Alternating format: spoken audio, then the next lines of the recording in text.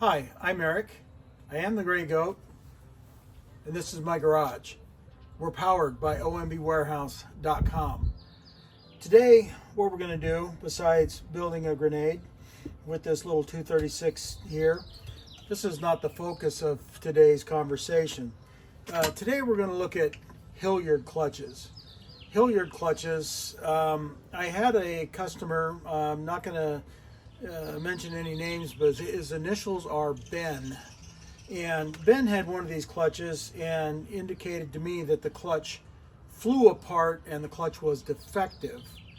But let's kind of go over a Hilliard clutch. A Hilliard clutch comes in as a two-piece unit, right? We've got the drum and the sprocket, and then we've got the shoes, the springs, and this little plate here that says on the outside of the plate, do not run without cover, and the cover's there for a reason. So let's say, for instance, we put this clutch onto this shaft right here and started the engine.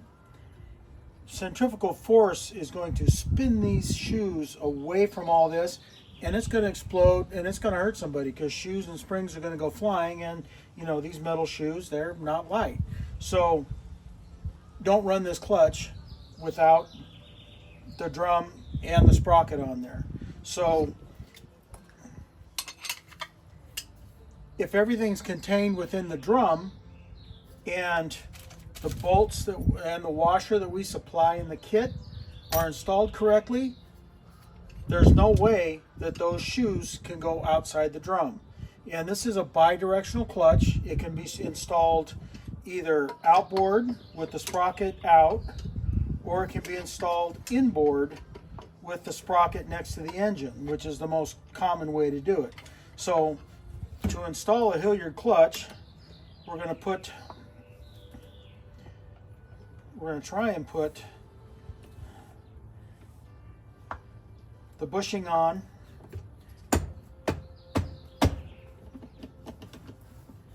For something's hanging up on here.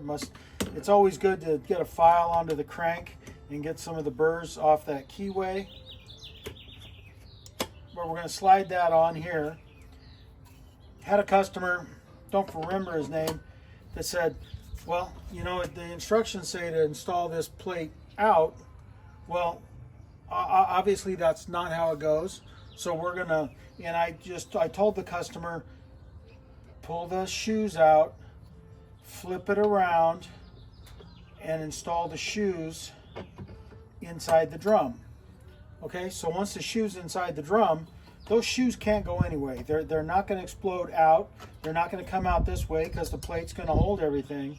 So just when you think you want to do customer service and it's some dream job, wait till somebody sends you 20 emails, tells you that you're a dummy, and tells you that you sold them a defective product because their clutch exploded.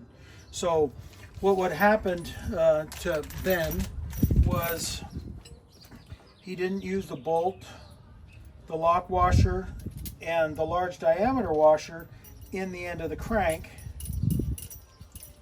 to hold everything onto the crank. So there's no way that those shoes can fly anywhere, go anywhere, but inside the drum. So if you don't torque that down, and I suggest 17 foot-pounds of torque, if you don't torque it down or if you don't use Loctite, this bolt comes out, backs off as the engine's running, falls out on the ground, you don't see it, and this comes out and flies apart.